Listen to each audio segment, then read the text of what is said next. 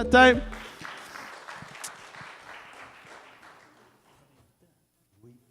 Il vient juste de fêter ses 88 ans le 1er août.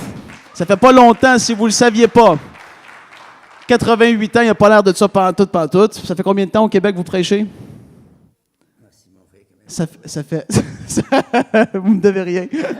Ça fait combien de temps vous prêchez au Québec? Ça fait 62 ans. 62 ans. J'ai toujours plein temps, là, mais ça fait 62 ans que je suis sauvé et j'ai toujours prêché. Presque, c'est bon.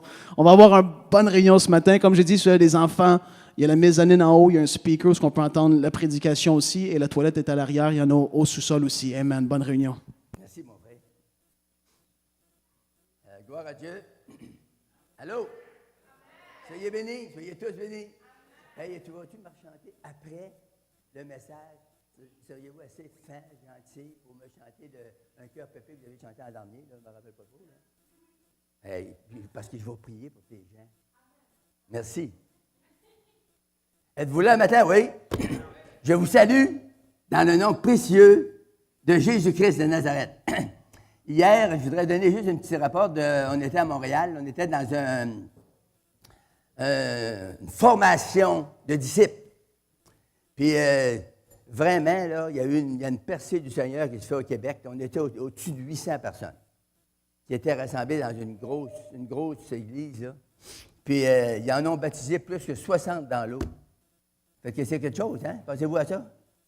Puis, peut-être bien que toutes les églises du Québec ne font pas ça d'un an. J'ai trouvé ça vraiment formidable, extraordinaire. Puis, on devrait s'intéresser à ça. Puis, un matin, je vais prêcher un peu là-dessus aussi. Avoir plus de formation, pour être des disciples plus accomplis en Jésus-Christ. Amen. On va prier. Seigneur, dans le nom de Jésus-Christ, je relâche l'onction sur chaque personne qui est ici. Et je prie que tu rouvres nos oreilles de notre cœur pour qu'on puisse entendre la voix de Dieu. On veut, Seigneur, que ton esprit puisse rencontrer les besoins de chaque personne qui se sont déplacés ce matin, de près ou de loin, pour venir entendre la parole de Dieu. La Bible, hallelujah, le seul livre qui peut changer nos vies. Moi, j'ai lu dans le dictionnaire Larousse, j'ai lu dans des encyclopédies, j'ai un mur de bibliothèque chez nous, puis ça n'a jamais changé ma vie. À l'âge de 25 ans, j'ai lu la Sainte Bible. J'ai tombé dans un verset qui dit « Maudit soit l'homme qui se confie dans l'homme et qui prend la chair pour son appui. » C'est dans Jérémie 17,5. Et ça m'a frappé au cœur. J'ai dit au gars qui me disait ça, il dit « C'est quoi qu'ils veulent dire? C'est à qui dit ça? » Il dit « Vous autres, vous vous confiez dans les hommes. » On était dans la religion, puis on disait « Je me confesse à Dieu Tout-Puissant et à vous, mon Père. » Quel Père? Un mortel. On n'a pas d'affaire à se confesser à des mortels.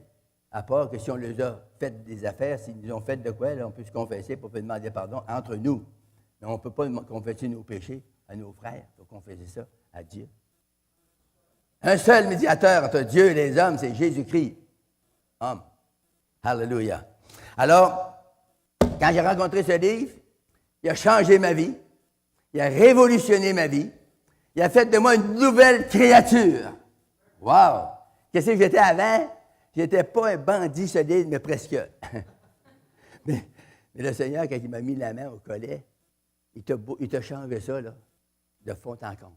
Il m'a délivré de la peur. Ah oui, c'est toute une affaire, ça. Il y a peut-être des gens qui ont peur. Maintenant, ça a sorti tout seul, ça, là. J'avais peur des morts. J'avais peur de la mort. J'avais peur de beaucoup de choses. J'avais peur de la noirceur. Puis quand j'ai été sauvé, puis j'étais gêné. Vous allez dire, lui gêné. J'étais très, très, très gêné. Et puis, quand j'ai été sauvé, j'ai été délivré. Vous n'avez pas compris. Quand j'ai été sauvé, j'ai été délivré. Ma femme a dit, pour moi, le bon Dieu, t'en as trop ôté. On est-tu bien quand on n'est pas gêné? On est-tu bien quand on est pris? Je fumais, moi, là, 2 paquets par jour. Puis les fins de semaine, c'était 3, parce que je payais la traite un peu, là. Ça me sortait par les oreilles, par le nez, ça me sortait quasiment par les yeux.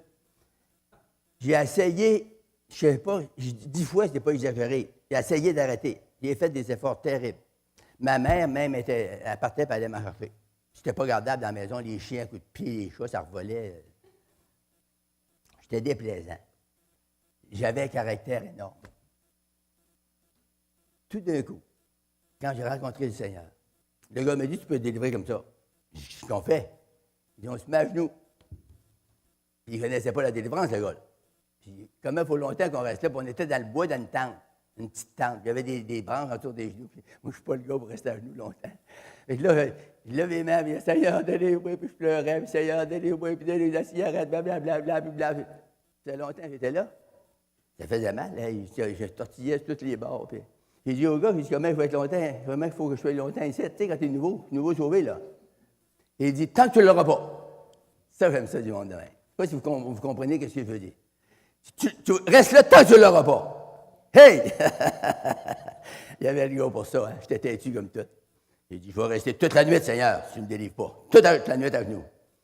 Ça fait que je n'ai pas resté plus que 5 minutes. À peu près dans 5 minutes, ça m'a dit dans mon cœur, tu peux te coucher, tu n'en fais-moi plus jamais. Hey! J'étais surpris, je n'avais jamais entendu la voix de Dieu comme ça. Je dis, hey! J'ai dit au gars, je dis, hey, ça vient de me dire, tu peux te coucher, tu fais-moi plus jamais. Hey, tu l'as, tu l'as! Je l'ai eu. Ça fait 62 ans, je n'ai jamais refumé. Ça peut-tu vous aider? La boisson, ça a coupé, ça a tombé tout seul. Flop, flop. Je buvais ça, moi, là, quand j'ai décapé ça avec mes dents. Flop, flop, flop. J'ai encore mes dents. Ces seigneurs étaient bons de me garder pareil, hein? Ils ont 82 ans, ces dents-là. Le Seigneur m'a délivré de tellement de choses, je n'ai pas le temps de tout vous raconter ça parce que je ne voudrais pas entendre la parole, mais je veux que vous entendiez la parole. Mais je veux vous dire que le Dieu que je sers, le Dieu que je prêche, c'est un Dieu de délivrance. C'est un Dieu qui sauve parfaitement. Amen. C'est un Dieu qui guérit parfaitement. En passant, il m'a guéri de l'arthrite et des rhumatismes inflammatoires. Flave, instantanément.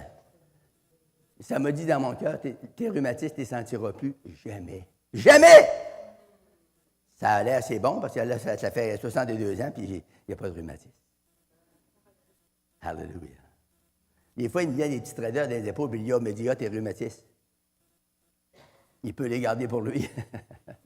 Parce que ça vient du diable, ces affaires-là. La maladie, savez-vous, ça vient du diable. C'est le résultat du péché, fait que ça vient du diable. La santé, savez-vous, ça vient de Dieu. Dieu vous donne la guérison et la santé. Alléluia. Bon, là, je vais rentrer dans le message parce que j'ai le nez long à prêcher. J'avais préparé ça pour 3-4 heures. Luc 6, 49. Amen. Mon titre à matin, l'exemple de Christ. On doit suivre l'exemple de Christ. Right? Luc 6 et le verset 49, nous lisons ceci. Le disciple n'est pas plus que le maître, mais tout disciple accompli sera comme son maître. Répétez après moi, comme son maître. Wow! On a-tu d'ouvrage à faire? On a encore du travail. On a encore du travail à faire. On a de la formation à faire. Tout disciple accompli sera comme son maître. Et j'ai regardé dans une autre version que chez nous, à la Thompson, ça dit ceci, là, c'est beau. Tout disciple bien formé sera comme son maître. Trouvez-vous ça mieux? Tu sais ce qui manque aux nouveaux chrétiens, puis aux vieux aussi, c'est de la formation. Ça fait qu'ici, vous avez des hommes et des femmes qui sont capables de vous aider dans la formation. Puis si vous voulez vous laisser former, parce qu'il y a des gens qui ne veulent pas se laisser former. Êtes-vous là, matin?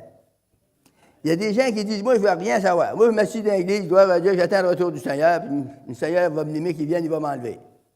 Mais fais attention, si tu restes aussi longtemps, tu ne seras peut-être pas enlevé. Hein, t'es tranquille, hein?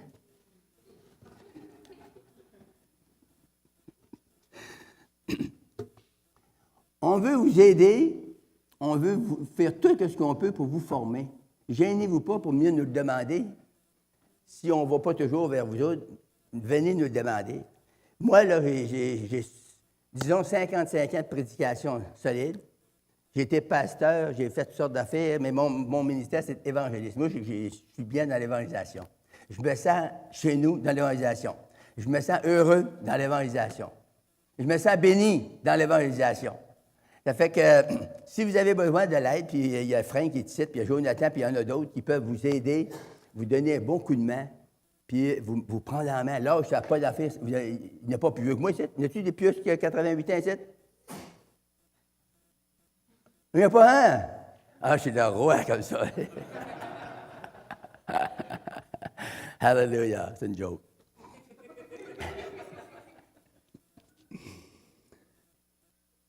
Le disciple n'est pas plus grand que le maître. Tu sais, des fois, il y a des gens qui disent, ah, ben vous allez monter en orgueil. Inquiète-toi pas, là. Casse-toi pas les pieds, on ne montera pas en orgueil. Parce que Jésus dit, sans moi, vous ne pouvez rien faire. C'est clair? Si tu as compris ça, sans Jésus, on ne peut rien faire. Alors, on ne montera pas en orgueil. La personne qui va porter du fruit, la Bible nous dit dans Jean, afin que vous portiez beaucoup de fruits. Dieu veut qu'on porte beaucoup de fruits. C'est plus qu'un petit peu, là. Beaucoup de fruits. Quand j'ai lu ça, moi, ça m'a vraiment touché. Pourquoi que le monde a peur de monter en orgueil? Dieu dit, plus que vous portez du fruit, plus ça le glorifie. Plus ça lui donne la gloire. Alors, n'ayons pas peur de porter du fruit. Puis si le gars vous dit ça, puis vous êtes en peine avec ça, venez me voir, moi, vous dire comment faire. Et vous virez le pied de main, puis vous dites, oui, dans le nom de Jésus, sors! Kick! il va s'éloigner, c'est sûr et certain. On va aller dans Matthieu 11, 29. Matthieu 11. Je vais vous donner plusieurs écritures, vous allez voir comment c'est intéressant. Matthieu 11, 29, ça dit ceci. Prenez mon joug, Jésus, il parle de la formation, là. Il parle de l'accomplissement. Puis, avant de lire le verset, je voudrais vous expliquer quelque chose. Le mot disciple, qu'est-ce que ça veut dire? C'est un nom masculin, ça veut dire en latin, discipulus, ça veut dire un élève, quelqu'un qui est un élève. Ça veut dire un élève qui reçoit l'enseignement. Quel enseignement? L'enseignement de son maître, l'enseignement de la parole de Dieu. Le mot disciple, ça veut dire étudiant. Ça veut dire être un partisan ou un tenant de la parole de Dieu, de l'enseignement de Jésus-Christ. Tout disciple accompli. Je voudrais vous parler sur le mot accompli, vous donner quelques synonymes. Accompli, c'est un verbe transitif, c'est un mot latin qui se dit complet, ça veut dire remplir. Ça veut dire faire entièrement. Dieu veut qu'on soit complet. Il veut nous faire entièrement des vrais disciples de Jésus-Christ. Ça veut dire achever l'œuvre, exécuter, terminer, réussir. Croyez-vous que Dieu peut réussir avec vous? Moi, je crois que oui. Moi, à mon âge, je pense que Dieu peut encore travailler le vieux vase. Il peut travailler dans ma vieille carcasse, jusqu'à temps que je devienne parfait. Ça dit qu'il est le consommateur de la foi que nous professons. Right? Il va la rendre parfaite. Puis quand notre foi va être parfaite, là, on va faire comme un ours. On va être enlevé. Hey, c'est beau, hein? Ça va y aller pour les toasts. J'ai dit dans Matthieu 11, 29, ça dit ceci, prenez mon joug. Jésus dit, prenez mon joug sur vous et recevez mes instructions. Recevez mes instructions, car je suis doux et humble de cœur. Et vous trouverez du repos pour vos âmes. Car mon joug est doux et mon fardeau est léger. Si Jésus nous invite à venir, prenez mon joug sur vous et recevez mes instructions. Si Jésus nous invite à prendre son joug, ça veut dire que le joug de Jésus il est meilleur que le nôtre. Parce que nous, on a des jougs quand je ne sais pas si vous avez été comme moi, mais moi, avant d'être sauvé, mon joug était très lourd, très pesant. Je marchais, j'étais courbé comme ça, là. Le péché, la boisson, toutes sortes d'idolâtries, la captivité, la malice, la colère, la manière de vivre des païens. J'étais courbé comme ça. La nuit, je me réveillais des fois, puis je pleurais, puis ça me disait, si tu meurs, tu t'en vas où, toi? Hey, la réponse était simple, hein? En bas avec Casimir.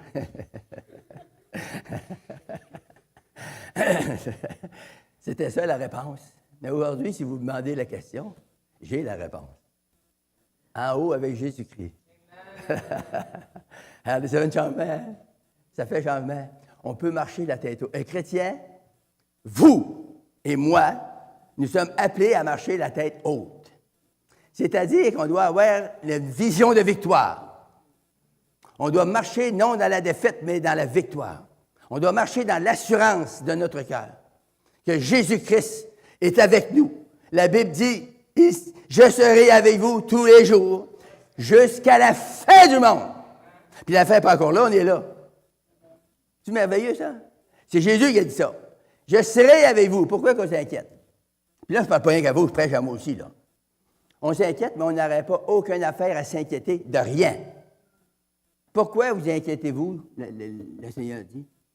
Demain, ça ne vous appartient même pas. Comment s'il y en a qui pensent pour demain? Qu'est-ce qu'on va faire demain? Qu'est-ce qu'on va faire demain? Qu'est-ce qu'on va faire demain? Il faudrait ramasser pour demain, puis on va faire ci demain, puis on va aller là demain. Ça ne nous appartient même pas. On devrait juste dire aujourd'hui, on va faire ça. Aujourd'hui, on se prend en main. Aujourd'hui, on fait un move. Amen. Aujourd'hui, le Seigneur va nous délivrer. Aujourd'hui, le Seigneur va nous sauver entièrement. Aujourd'hui, le Seigneur va nous guérir. Amen. Aujourd'hui, le Seigneur va nous baptiser du Saint-Esprit. Aujourd'hui, le Seigneur va nous animer de son esprit de feu, de puissance, de surnaturel. Aujourd'hui, demain, ça ne nous appartient pas. Pourtant, on entend toujours parler pour de lendemain. Qu'est-ce que tu fais demain? C'est assez rare que le monde va vous demander ce que tu fais aujourd'hui. Hein? Parce qu'aujourd'hui, on est là, c'est ça la vie. Mais demain, qu'est-ce que tu vas faire? Mais demain, laisse-le faire demain. La Bible dit le jour de demain, il va pourvoir pour lui-même, ce jour-là. Ça va être une autre chose demain. Peut-être tu vas être parti, il disait. Peut-être tu vas être mort. Là, on dit, je suis un prophète de malheur, frère Bouchard. Pas pantoute. Je suis un prophète de bonheur. Je veux vous dire que là, on est là. Puis demain, on peut être parti. On peut être parti avec le Seigneur. Puis on peut être mort. Le corps peut mourir. Il peut lâcher comme ça. Attendez-vous à ça? Tu sais, quand on est jeune, on ne s'attend pas à ça. Il n'y a pas de mourir. On dit, bateau. Frère Bouchard, il est vieux, il est aveugle, mais pas moi. Vous pouvez partir avant moi, plusieurs de vous. Il y en a qui m'ont prophétisé, moi, il y a 35-40 ans. Toi, Bouchard, tu vas mourir jeune, parce que tu es nerveux. Mais ils prophétisaient une fausse prophétie. Parce que plus que je suis nerveux, moi, plus que je vais vivre vieux. C'est une joke, mais c'est ça. Tous les gars qui m'ont dit ça, là, ces valeurs sont toutes morts. Ils sont toutes partis. Et ils disent, il y en a il en reste deux. Il reste un M. Desmarais, Saint-Hyacinthe, qui a 101 ans, puis il reste M. Favreau, qui a 97 ans, le 24 août, là. Puis il reste le vieux Bouchard. Puis c'est sûr que je vais mourir un jour si le Seigneur ne vient pas. Mais la mort, moi, c'est rien pour moi, ça. Il me semble que c'est une promotion que le Seigneur va nous donner. Tu sais, quand des frères Poulain, des fois, ils donnent des certificats de reconnaissance, hein, à des gens qui ont été dévoués dans l'Église, ils donnent un certificat, puis fait que les gens sont contents. Bien, la mort, c'est un gain. C'est un certificat que le Seigneur nous donne. On est en haut. On s'en va dans sa présence. Puis il y en a qui me disent, toi, frère Bouchard, tu n'as pas peur de ça, le cancer, toi? Il y en a 7 de morts dans ma famille du cancer.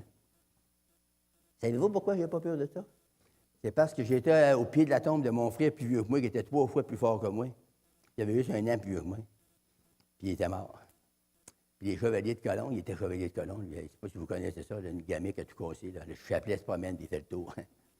Il venait toutes les 15 minutes, puis la tombe, faire le chapelet. Moi, j'étais là, puis la tombe, puis je regardais, puis il dit, toi, Satan, tu n'as assez tué dans ma famille. À partir d'aujourd'hui, ça, c'est fini, dans le nom de Jésus. Cancer, j'ai cassé ça complètement. Il n'y a pas d'autre de mort de ça. Ça nous est à cause de ça. Vous pouvez changer des événements si vous voulez exercer votre foi dans la parole. Ça, là, croyez-le ou non, c'est vrai. C'est une parole vivante. C'est une parole qui est active. C'est une parole qui est vraie. On peut pas se tromper avec la parole de Dieu. Il y a bien des gars aujourd'hui, des bons gars, des bonnes femmes, qui vont vous dire Je te promets que je vais être là. Créez pas. Ils ne seront pas là. Il y en a qui vont être là. Mais il n'y en a pas gros qui vont répondre. Il y a beaucoup de menteurs aujourd'hui, même des chrétiens, qui font des mensonges. Je ne sais pas comment ils font, là. Je ne sais pas. Tu ne peux pas, quand tu as l'Esprit de Christ en toi, dire un mensonge. Si tu me dis, là, je vais être là, Bertrand, je vais être là, puis tu ne viens pas, là, tu me fais-tu un mensonge, oui ou non? C'est un mensonge. Il y a même des pasteurs qui m'ont dit ça. On va aller dans ta croisade, on va y aller, on va être là. Ils n'ont pas venu. Les pasteurs, ils ont fait un mensonge. Ils s'en aperçoivent peut-être pas. Il m'a dit une affaire de ce temps-là. T'as-tu un cellulaire? Tu signales mon numéro, puis tu dis, Bouchard, je ne serai pas à ton affaire, là. Je ne peux pas y aller. Right, c'est correct. Pourquoi? Parce que tu as donné une raison. La raison, je n'ai pas d'affaire à savoir. Tu dis non, je ne vais pas, c'est tout.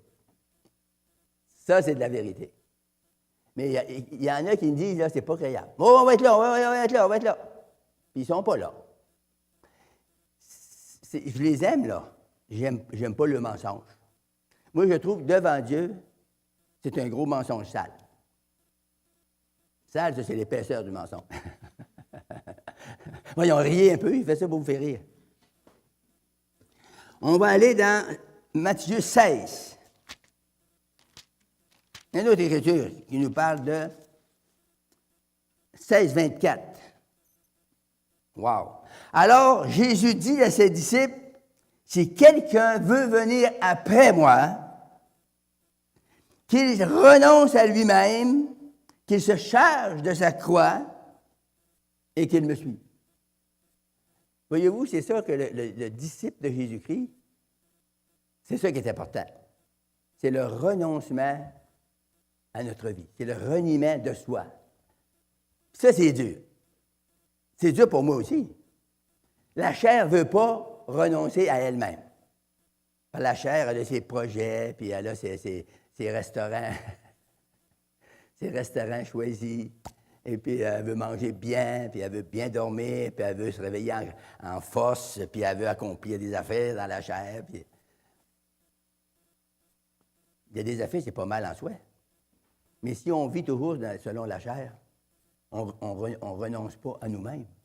Puis la Bible nous dit ici, Jésus a dit ça à ses disciples, il dit, si quelqu'un qui ne veut pas, c'est son problème. Mais il dit, si quelqu'un veut venir après moi, qu'il renonce à lui-même. C'est pas tout, là. Qu'il se charge de sa croix et qu'il me suive. Se charger de sa croix, savez-vous ce que ça veut dire? Ça ne veut pas dire se faire une croix en bois et se mettre sur le dos, là. Ça veut dire renoncer à nous-mêmes puis aller pour faire les œuvres de Christ. Aller témoigner, aller prêcher, aller rendre témoignage des œuvres de Christ. Qu'est-ce qu'il a fait dans vos vies? Qu'est-ce que la Bible dit au sujet de Christ? Christ, il est vivant, il est ressuscité des morts. Saviez-vous ça? Il est ressuscité des morts. Donc, s'il n'est plus dans la tombe, s'il est ressuscité des morts, il est vivant à quelque part. Savez-vous ce qu'il vit? Il vit dans votre cœur. Il est venu vivre dans l'Église après la Pentecôte. L'Église, c'est toi et c'est moi. S'il vit en nous, savez-vous, la seule différence, c'est parce qu'on ne l'active pas assez. Êtes-vous là? Si on active l'esprit en nous, on tient l'esprit, on se tient en feu pour Dieu. On se tient là, en éveil, là. On va sentir de la présence. Sinon, on ne la sent pas. C'est normal. Pourquoi on n'a pas de communion avec Dieu? Notre communion est coupée. Moi, ma femme était remouée dans la maison que je suis marié. 43 ans, là. Hein? 43, 44, 45. Bien longtemps. Puis, elle est dans la maison, là. Je ne la sens pas pantoute. Allô? J'ai oublié de crier des fois. Janine! Où es-tu? Je ne la sens pas. Je vais là, dans la maison, tu le sais, Bouchard, ta femme est dans la maison. Mais je ne la sens pas. C'est pareil avec l'Esprit de Dieu. Des fois, on ne sent pas l'Esprit pantoute, mais il est là. Hey, il est là. Il est en toi. Parce que le minute que tu reçois Jésus-Christ, tu deviens une nouvelle créature. Nouveau homme, nouvelle femme. En Christ, l'Esprit de Christ rentre en toi. Puis là, il est toujours avec toi. Il ne lâchera pas jamais. Toi, tu vas lâcher, mais lui, jamais. C'est bon, hein? On ne le sent pas, mais il est là. Voulez-vous le sentir? Mettez-vous à genoux. Combien longtemps? Jusqu'à temps de sentir. Un affaire qui est bon pour les chrétiens, puis ils ont peur d'entendre parler de ça, c'est le jeûne. Qu'est-ce que ça veut dire, jeûner? Ça veut dire pas manger. Combien longtemps? Jusqu'à temps que tu meurs. Non. C'est mieux que ça. Le jeûne, ce n'est pas une privation. Je ne sais pas si vous allez me suivre, là. Le jeûne, ce n'est pas une privation. Si vous passez un repas de temps en temps, ça, c'est des privations. C'est très bien, ça va vous faire du bien, c'est sûr. Mais ce n'est pas un jeûne.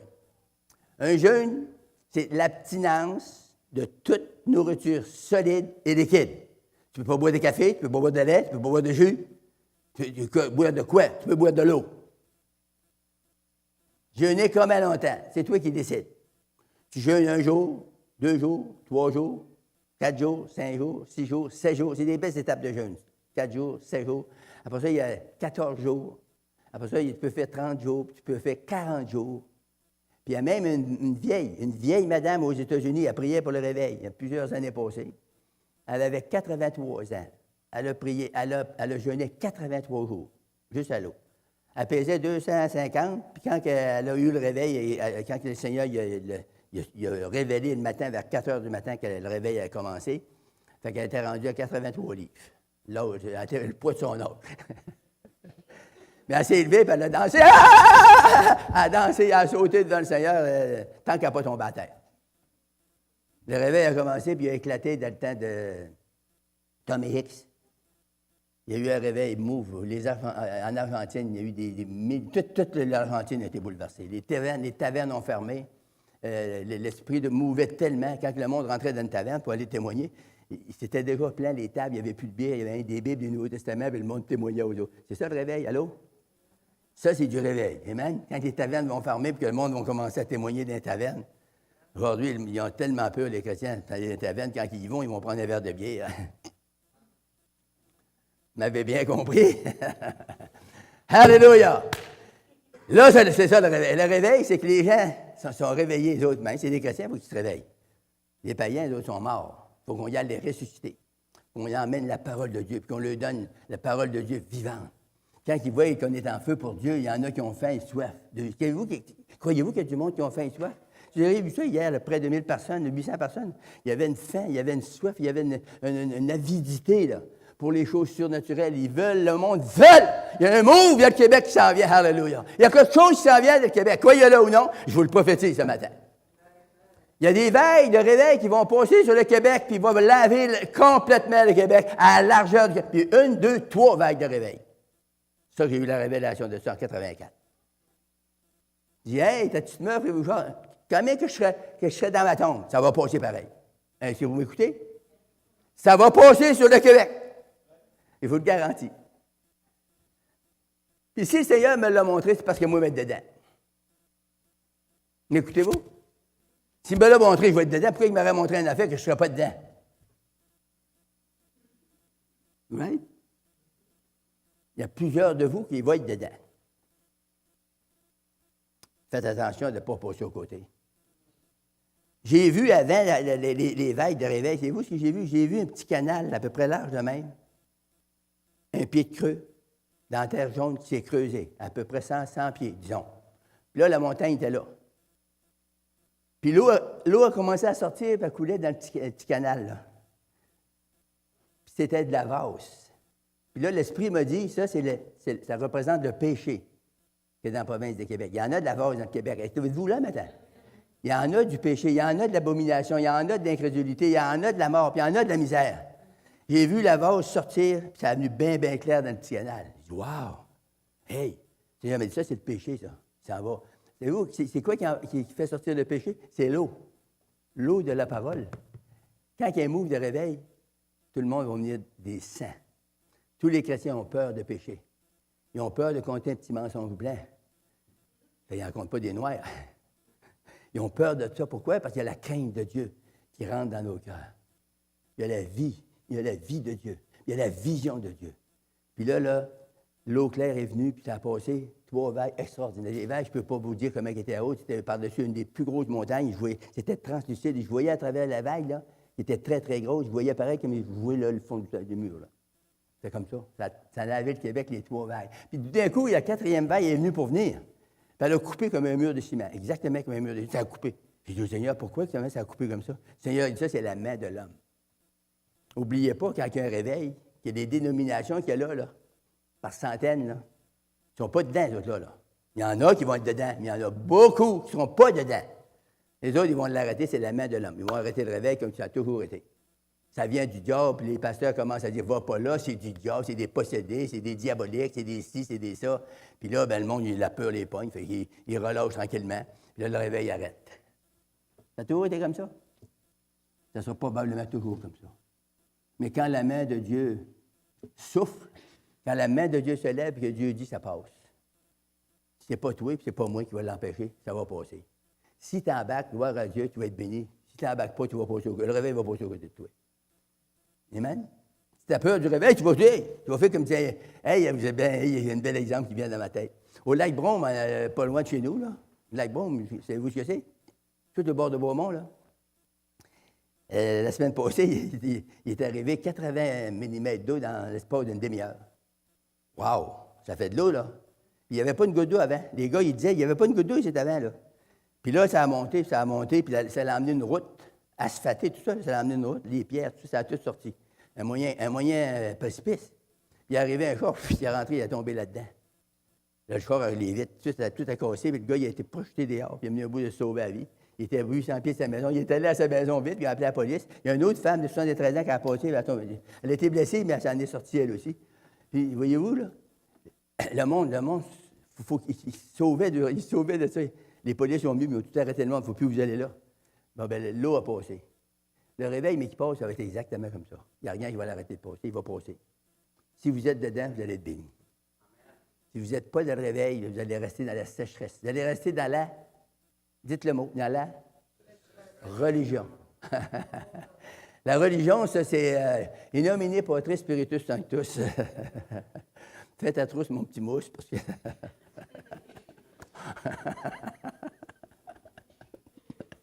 Je ne dirai pas le reste. Fait que c'est ça.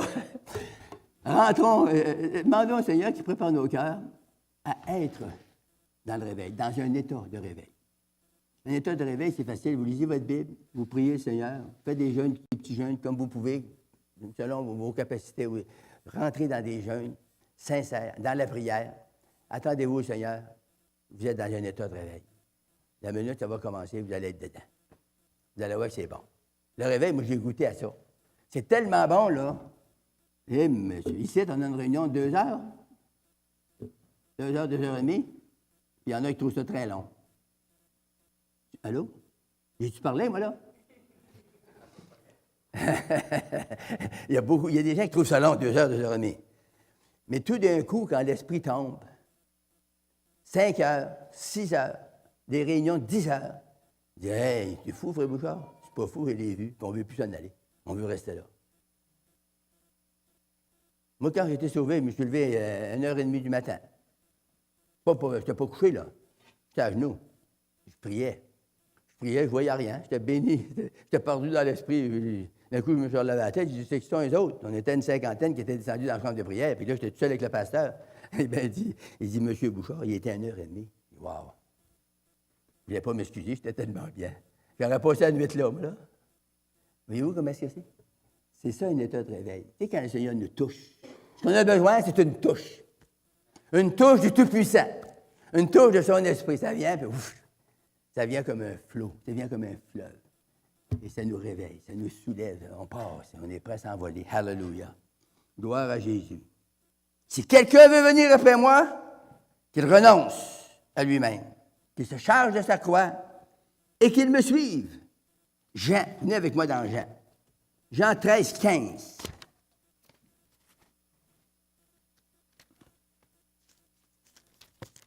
Jean 13, verset 15. Car je vous ai donné un exemple, wow, afin que vous fassiez comme je vous ai fait. C'est-tu assez beau? Jésus dit, car je vous ai donné un exemple. C'est ça que je vous ai parlé, mon titre de mon message, c'est l'exemple de Christ. afin que vous fassiez comme je vous ai fait. Donc, si on veut ressembler à Christ, il faut faire comme il nous a fait. Qu'est-ce qu'il nous a fait? Il nous a sauvés, il nous a guéris, il nous a délivrés, il nous a baptisés, il nous a prospérés, il nous a bénis de toutes sortes de bénédictions en Christ dans les lieux célestes. Il veut qu'on fasse pareil. Amen. Il veut qu'on renonce à nous au point qu'on va pouvoir faire comme lui. C'est ça des disciples de Christ. On devient comme notre maître. C'est tellement clair. C'est comme le mariage. Comme moi, là, je n'étais pas de même pantoute, je suis devenu comme ma femme.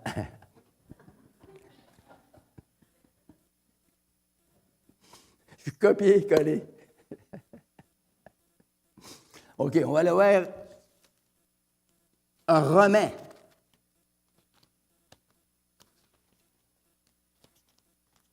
Amen. Romains 15, 5. Que le Dieu de la persévérance et de la consolation vous donne d'avoir les mêmes sentiments. On veut être comme Christ. Il dit que le Dieu de la persévérance et de la consolation.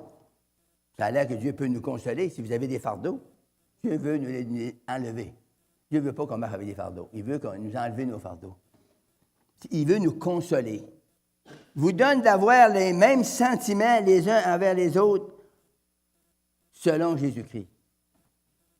C'est facile, hein? Il faut qu'on ait les mêmes sentiments que Jésus-Christ avait. C'est quoi étudier la Bible? Étudier la Bible, c'est d'aller chercher des Écritures qui se rassemblent ensemble, qui nous disent que c'est faire à nous avec notre homme charnel. Puis si on fait que c'est que la Bible dit, ça, c'est clair à faire, c'est une recette. Si on suit ça, on va ressembler à notre Maître. Si on suit ça, nos vies vont changer. Si on suit ça, la puissance de Dieu va venir sur nous. Si on suit ça, il va y avoir des œuvres qui vont se suivre en arrière de nous. Pourquoi? Parce qu'on représente un Maître très puissant. On représente un Maître qui a beaucoup d'amour. Puis il est là pour nous consoler. S'il y a des journées que ça va moins bien, ça va plus mal un peu, il est là pour nous consoler. Ça, je peux lever ma main puis vous dire devant Dieu qu'il m'a consolé des centaines de fois dans ma vie. Il l'a fait. Des fois, Bouchard, tu n'avais pas besoin d'être consolé, tu étais toujours de bonne humeur. Oui. Ma femme a dit, j'ai besoin. J'ai besoin de consolation des fois. Puis le Seigneur est là pour me le donner. Mais je peux vous dire quelque chose. J'en ai eu beaucoup de consolation. Le Seigneur est tellement bon pour moi, là. Quand ça va mal, j'ai juste à me pencher dans lui. Des fois, je peux pleurer comme un bébé. L'Esprit de Dieu tombe sur moi. Puis là, je suis béni. Là, je suis béni, là. Je pleure pas tout le temps, là. Je pleure un peu, là, puis d'un coup, je me mets à rire. Puis je ris. Des fois, ma femme me demande qu'est-ce que j'ai à rire. Des fois, elle me demande qu'est-ce que c'était à pleurer. Alors, j'ai dit, ça n'a pas rapport avec toi. C'est pas de ta faute. L'Esprit du Seigneur nous touche. L'Esprit du Seigneur vient pour régénérer nos cœurs. Il vient pour nous consoler. Il vient pour nous bénir. Il vient pour activer la foi dans nos cœurs, dans notre esprit. Il veut qu'on devienne comme lui. Le Seigneur veut tellement qu'on y ressemble. Il nous a donné la parole, c'est bien. Je pourrais vous donner des versets pour vous enterrer. Là. Puis, il nous a donné ça pourquoi? Bien, pour nous consoler, pour nous encourager, pour nous fortifier, pour nous aider à aller de l'avant, à faire ce qu'il a dit. On a de la misère à faire ce que Christ a dit. Hein? Dit lui, le pasteur a dit ça, on va faire ça. Oui, mais vérifie donc dans la Bible, c'est exactement ça. Ça ne veut pas dire que les pasteurs prêchent croche, là. Mais il y en a qui n'ont pas la vision, du Seigneur pantoute. Il y en a qui prêchent pour un salaire, premièrement. Il y en a qui prêchent parce qu'ils aiment ça. Il y en a qui prêchent parce qu'ils ont des vrais ministères de prédicateurs. Ils sont appelés de Dieu pour ça. Puis en passant, là, vous êtes tous appelés.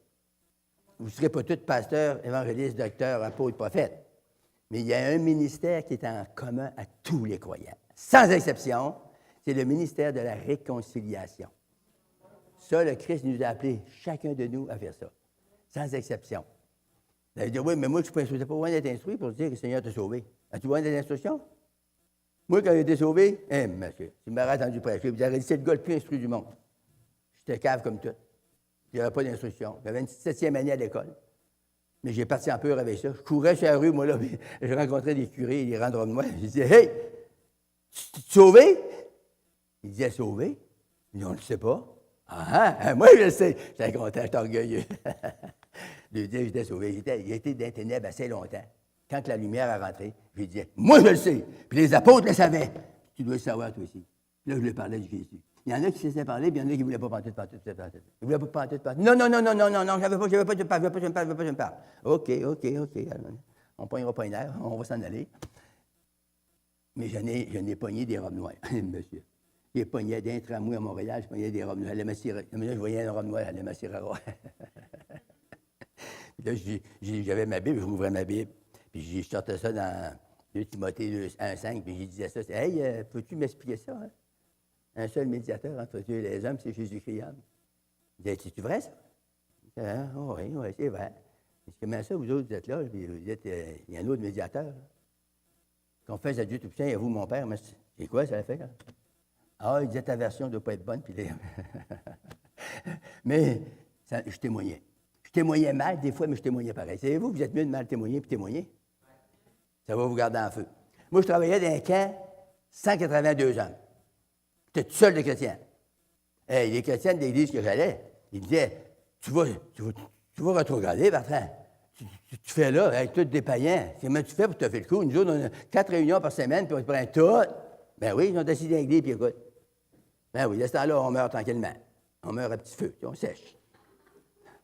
Mais, moi, j'étais à l'œuvre, là. Ça se remplissait à l'entour de mon lit le soir, là. Tu sais, il y a des lits superposés dans le bois, là. Vous ne connaissez pas ça, vous êtes trop jeune. Puis les gens, ça s'entourait, et les bêtes d'en haut se remplissaient, puis en bas, il y en avait des fois jusqu'à 40-50 personnes qui étaient là. Puis là, il venait, il m'appelait l'évangéliste. Il s'en venait à écouter l'évangéliste parler du bon Dieu. Fait que, moi, je témoignais. Là, il y en a qui posaient des questions. « Hey, Bouchard, ça, c'est écrit dans la Bible. » Quand ça avait du bon sens, je ne connaissais pas, moi, là, je venais d'être sauvé.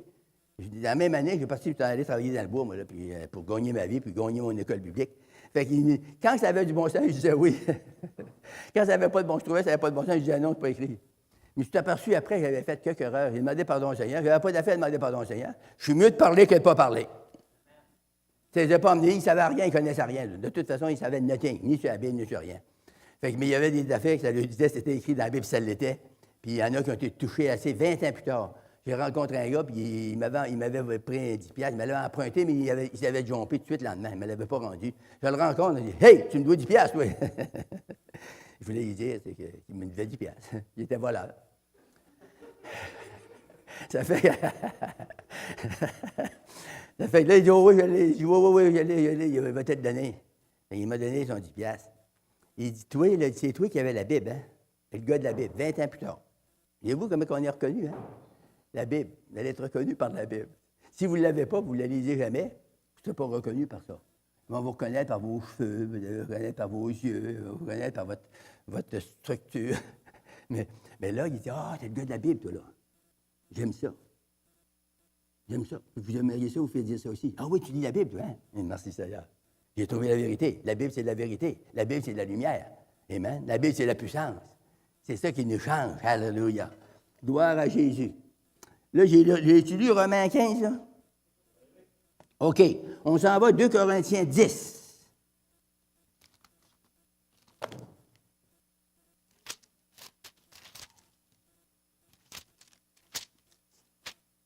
« 2 Corinthiens 10.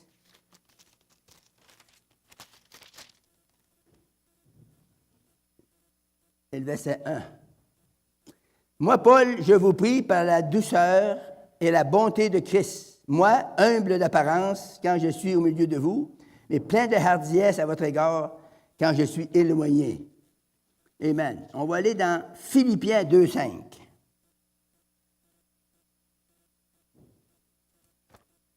Philippiens chapitre 2, le verset 5, ça dit ceci. « Ayez en vous les sentiments qui étaient en Jésus-Christ. » Voyez-vous, là? La pensée de Dieu, c'est que Dieu veut qu'on ait sa pensée. Sa pensée, c'est sa parole. Il veut qu'on l'ait en nous. Puis qu'on agisse selon sa pensée. Ça veut dire qu'on doit agir selon sa parole. Comme ça, là, il veut qu'on ait des sentiments de Christ, qui étaient en Christ. Les mêmes sentiments qui étaient en Christ. Quels sentiments qui étaient en Christ? C'était de répandre le royaume de Dieu. C'était de sauver le monde entier. Jésus est venu pour sauver tout le monde. Il est venu pour sauver le globe là, dans son entité, dans sa complicité. Mais, est-ce qu'ils vont tous être sauvés? La réponse, c'est non. Pourquoi? Parce que le monde n'en veut pas. Si le monde voudrait, il pourrait tout être sauvé. Comme il pourrait tout être guéri. Est-ce que tout le monde peut être guéri? La réponse, c'est oui. Est-ce que tout le monde sont guéris? La réponse, c'est non. Pourquoi? Parce qu'ils ne viennent pas à Jésus.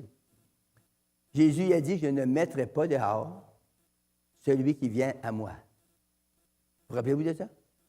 Je ne mettrai pas dehors celui qui vient à moi.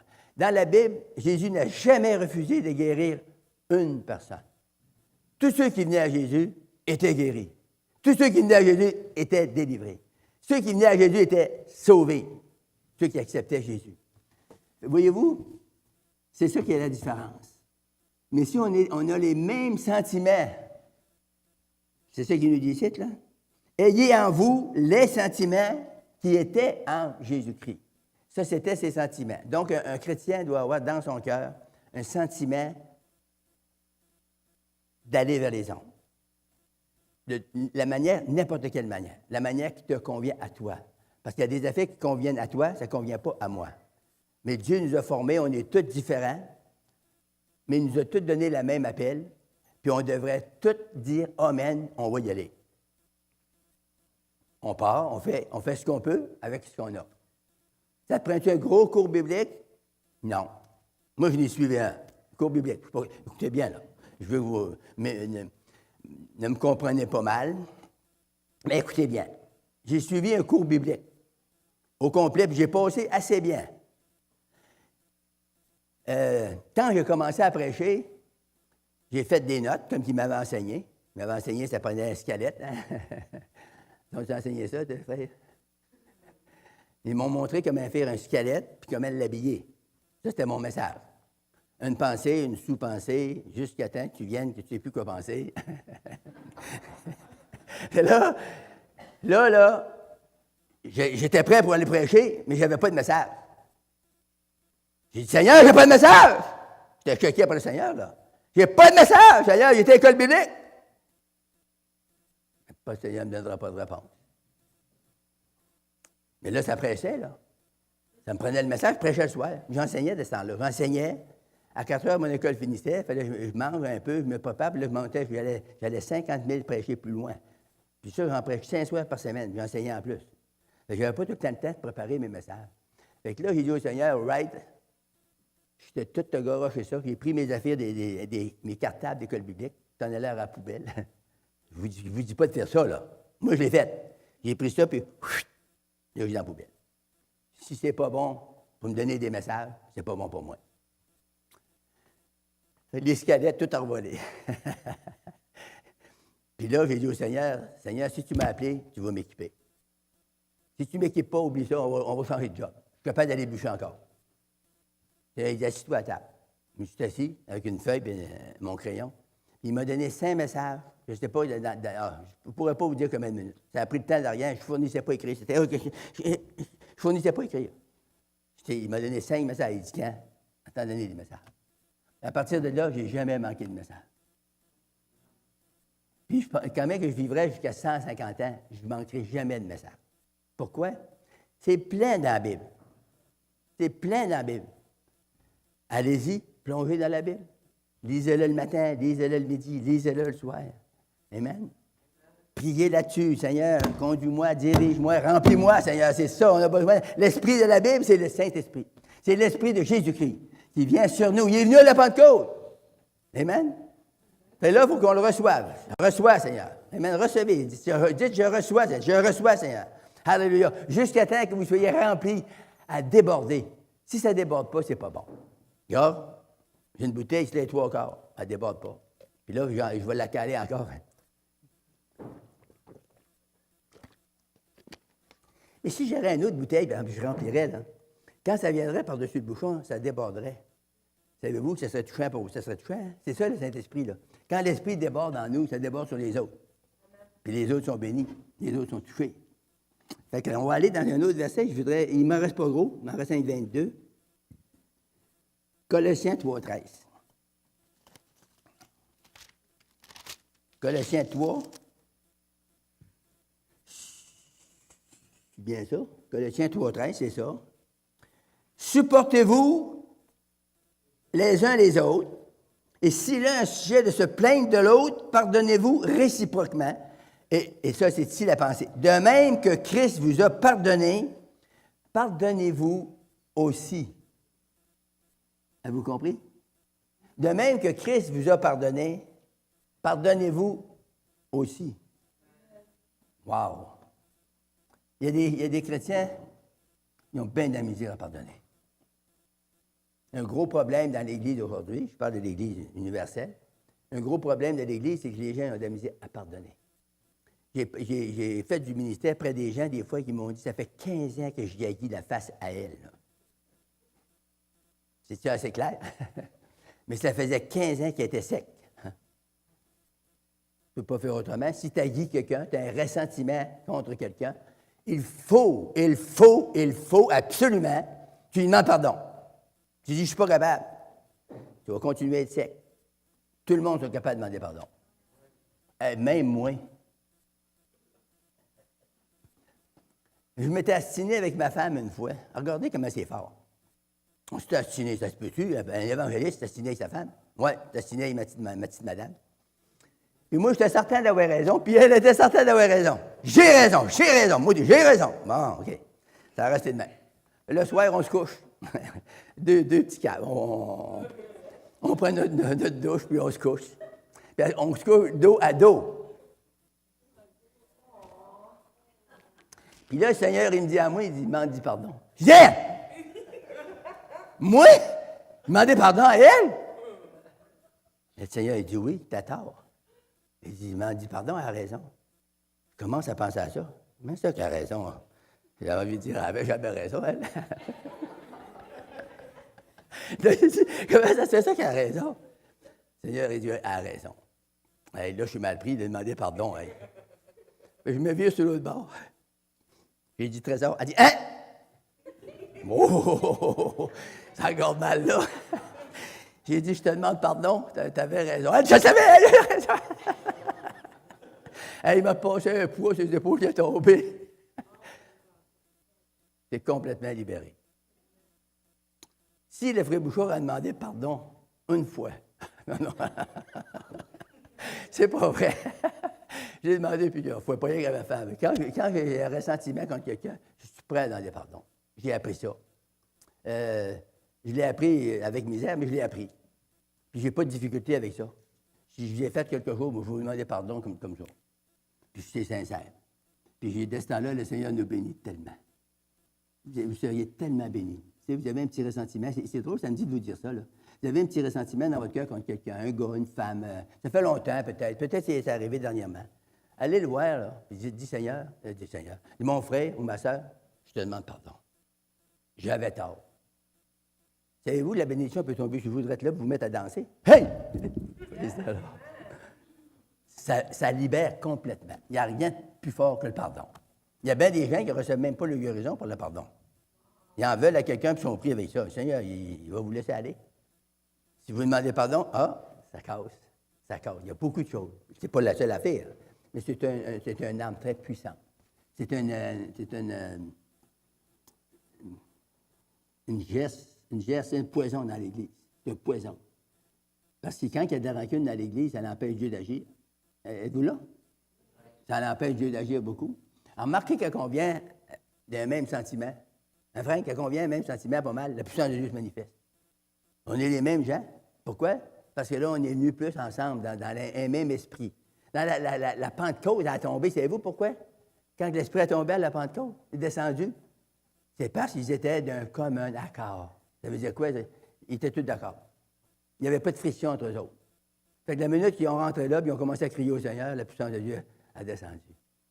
Alléluia. Il y a des résultats encore de ça aujourd'hui. Amen. Colossiens, Hébreux 3:1, c'est quoi qu'il y a là? On va aller voir ça, Hébreux.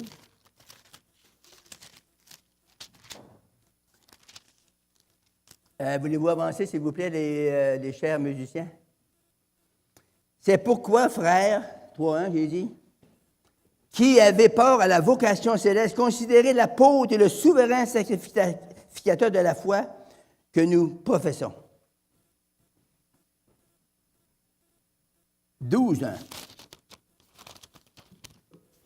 Hébreux 12, hein, il y a une autre écriture qui dit, nous donc aussi, puisque nous sommes environnés de si grandes nuées de témoins, rejetons tout fardeau et le péché qui nous enveloppe si facilement et courons avec persévérance dans la carrière qui nous est ouverte. Amen? Hallelujah. Pendant qu'il se prépare, on finit avec 1 Pierre 2, 21.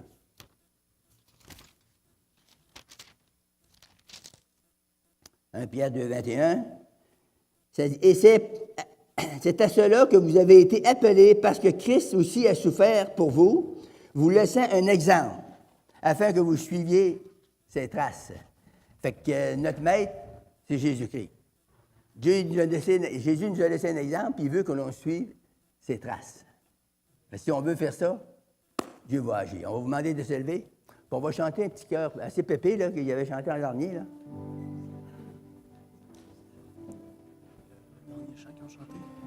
Je pense que oui. Oui, inonde celui de ta présence. Non, l'autre avant, là. Dieu, comparable. Dieu de miracle. OK. Dieu des miracles. OK.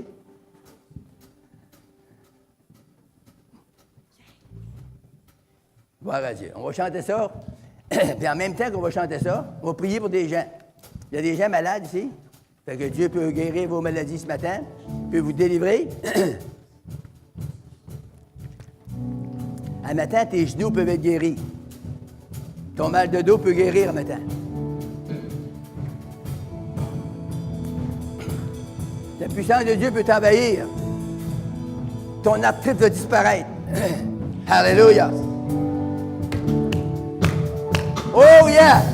Oh oui! Comme toi! Comme toi! Oh yeah! Dans nos ténèbres, tu brilles. Tu nous redonnes la vie. Il n'est comme toi. Comme toi. Alléluia! Dieu admirable, inébranlable, ton nom surpasse toute puissance. Dieu de miracle, incomparable, oh Dieu, oh Dieu. Dieu admirable, inébranlable, ton nom surpasse toute puissance. Dieu de miracle, incomparable, oh Dieu, oh Dieu. Tu transformes l'eau en vin, touchant les yeux de ta main, n'est comme toi, comme toi, dans nos ténèbres, tu nous redonnes la vie, nul n'est comme toi. Oh oui, Dieu admirable, inébranlable, ton nom surpasse. Dieu de miracle, incomparable. Alléluia. Oh Dieu, Dieu admirable, inébranlable, ton nom surpasse. Dieu de miracle, Yes, Lord. incomparable. Oh Dieu, Alléluia. si notre Alléluia. Dieu est pour nous, Qui sera ton ennemi? et si Dieu est avec nous, qui sera contre nous? Si notre Dieu est pour nous, qui pourra nous arrêter? Et si Dieu est avec nous, qui sera contre nous? Si notre...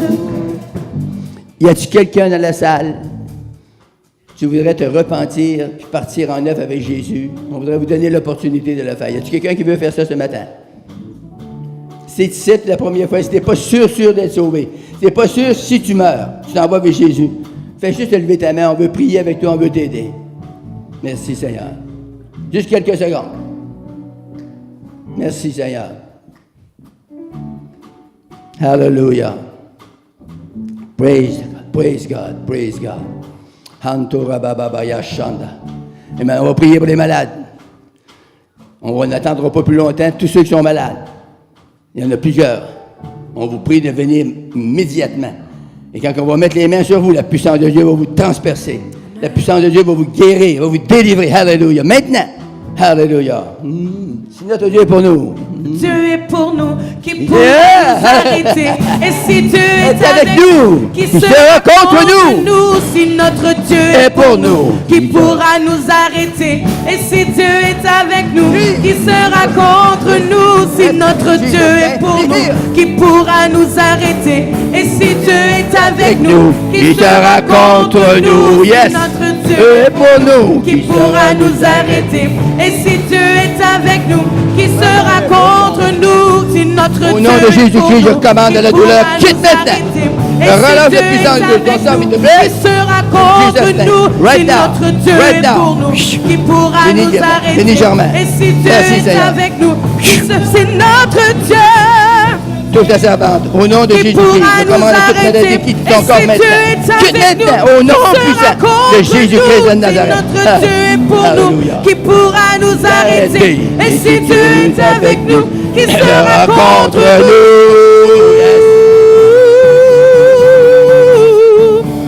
Alléluia. Qui sera contre nous?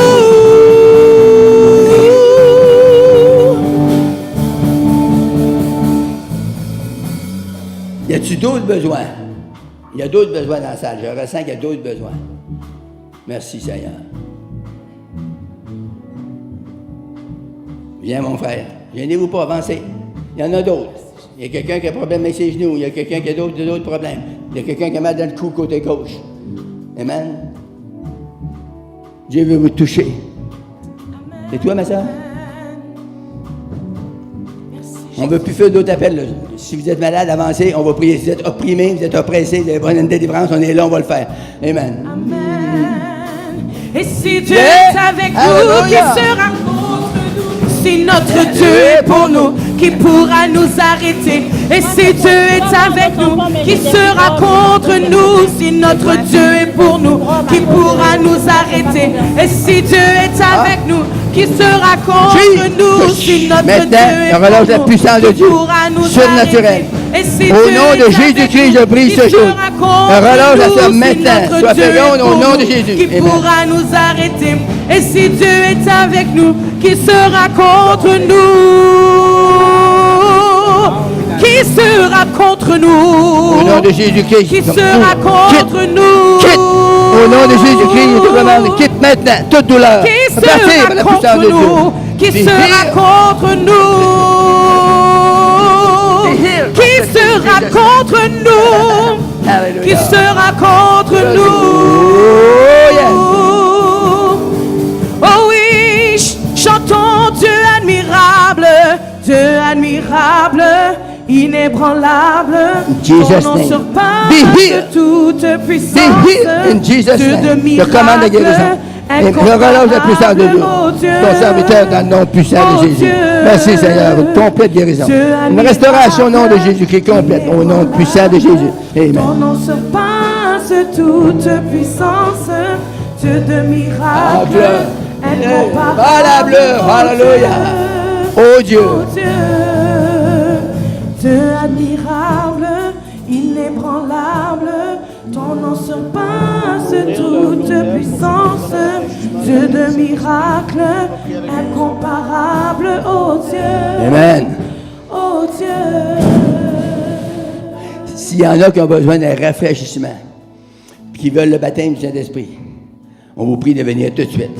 On va d'autres ministères qui vont venir, on va prier ensemble. Amen. Si notre Dieu. Si notre Dieu est pour nous, qui pourra nous arrêter? Et si Dieu est avec nous, qui sera contre nous? Si notre Dieu est pour nous, qui pourra nous arrêter? Et si Dieu est avec nous, qui sera contre nous? Si notre Dieu est pour nous, qui pourra nous arrêter? Et si Dieu est avec nous, qui sera contre nous? Si notre Dieu est pour nous, qui pourra nous arrêter? Et si Dieu est avec nous, qui sera contre nous? Si notre Dieu est pour nous, qui pourra nous arrêter? Et si Dieu est avec nous, merci pour la touche de Dieu. Merci pour la touche de Dieu sur Suzanne. La tête aux pieds. Qui pourra nous arrêter? Et si Dieu est avec nous, qui sera contre nous? Si notre Dieu est pour nous, qui pourra nous Alléluia. arrêter? Et si Dieu est avec nous, qui sera contre nous? Oh, notre yeah. Dieu est pour nous, qui pourra nous arrêter? Et si Dieu est avec nous, qui sera contre nous? Si notre Dieu est pour nous, qui pourra